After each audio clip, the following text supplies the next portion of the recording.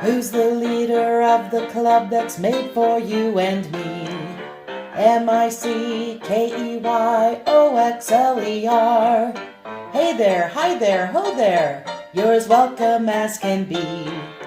MickeyMemorial. Mickey Oxler. Mickey Oxler. Forever let us hold our banner high. Hi, hi, hi. Come along and sing the song and join the jamboree. M-I-C. See you real soon. K-E-Y. Why? Because we like you. O-X-L-E-R.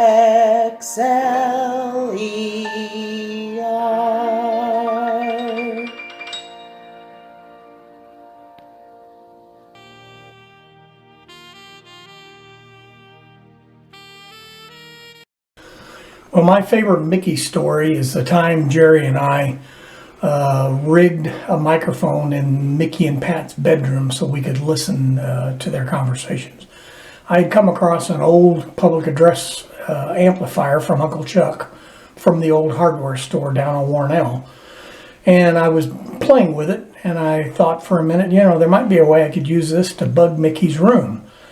So in Mickey and Pat's room, between the two twin beds, Mom had a lamp that had a kind of a pot in the middle of it with a styrofoam and a bunch of plastic flowers.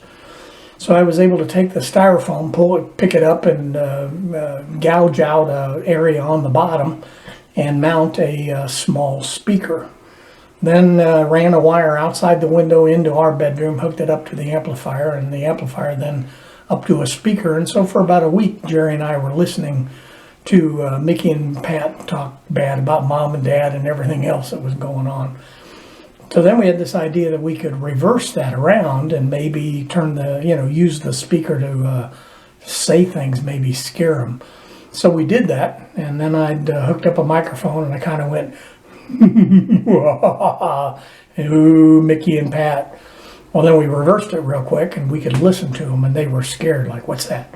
Who is that? So we would constantly, just for about a week, do little one-word things, Mike and Pat, and scared the hell out of them for several weeks. We had a great time with that, and that's my favorite Mickey story.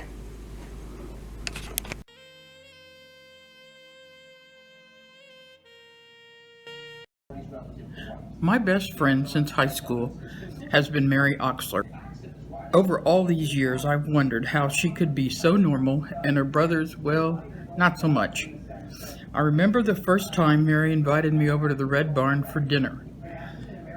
I drove all the way from Raytown by myself. My mom thought she lived in Kansas City. She never would have let me drive to Grandview. I rang the doorbell and waited, and then I heard Mary's mom yell, "Mike, get the door!" All of a sudden, the door opened up, and there stood this little kid, staring at me and eating an ice cream cone. That may not seem odd, but the cone was filled with the most disgusting thing I've ever seen. It was filled with yellow mustard. I thought, what a weird little kid.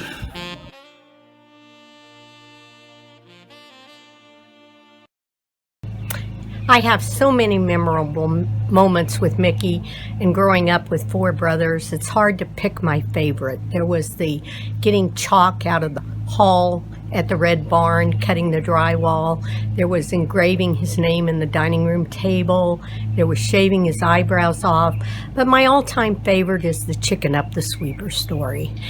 He and Jerry were feeding the chickens we had won at the pool, and they were chasing him with the tank sweeper.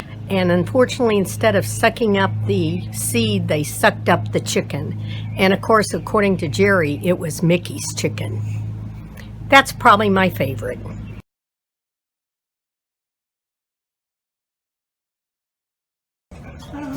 My favorite Mickey story goes back to Redbridge Shopping Center when they had the playground there. And Jamie Hess hooked up with Mickey, and the two of them weren't getting along very well. They were about to have a fight, but Jamie says, well, now, wait a minute. You got two friends here, and I want to wait till my friend gets here. So I show up about 10 minutes later. Jamie says, I don't like this guy. We're about to fight, and you got to keep these guys off him. I said, Jamie, we got a problem. I said, blood's thicker than water, and that's my cousin, and there ain't gonna be no fight. And it's the biggest fight that never was.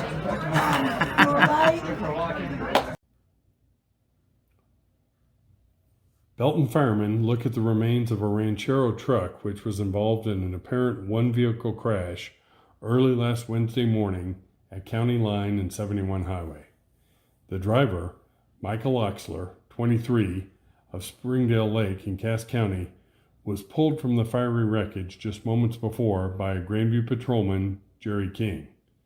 The patrolman was a block from the highway on 155th Street when he heard the sound of a crash and saw flames.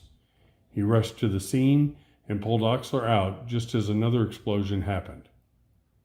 The driver, who was northbound on 71 Highway when the accident occurred, was taken by the St. Joseph Hospital Life Flight helicopter to the St. Joseph Core Hospital, where his condition was stabilized, and then was taken by ambulance to the burn center at KU Medical Center.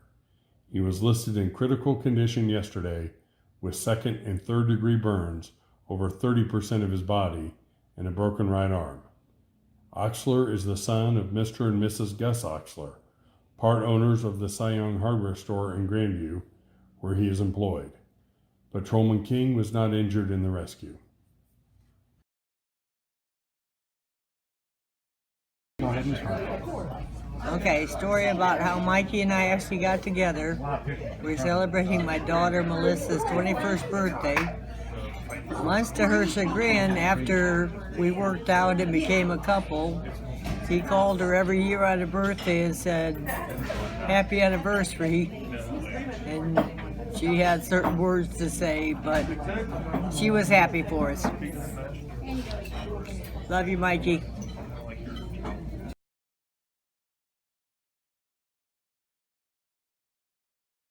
Okay, Dad took me to an Allman Brothers concert, and I didn't know who they were. And when we were in the crowd, they were playing, and Dad said, "I have a song request that I asked for you." And they played Sweet Melissa, and that was just the time that my heart melted, and I knew that he was going to be a positive influence in my life, and that I was going to love him forever no matter what. And it turned out to be very much the truth. I love you, Dad, and I'll miss you.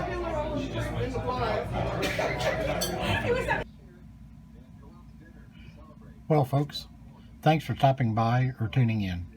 Here's just a little as to how I got to this stage in my life. I've lived a very full, active, and happy life, which is surprising when you consider that I've had over 40 hospital stays and surgeries along the way. I really appreciate all of my aunts, uncles, cousins, and friends that have come to visit and have supported me through all of this.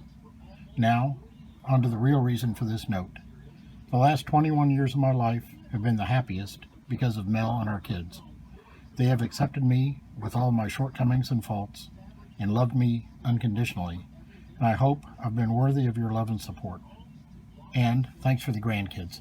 They brought me more joy than I ever expected.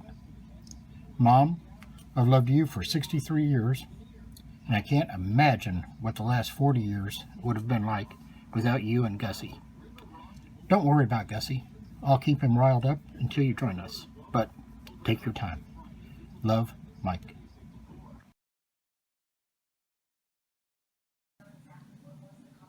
Life is not a journey to the grave with the intentions of arriving safely in a pretty and well-preserved body, but rather to slide in sideways, thoroughly used up, totally worn out, and loudly proclaiming, "Wow, what a ride." Goodbye, old friend, and thanks so much for taking us along on this ride of yours. We'll see you soon.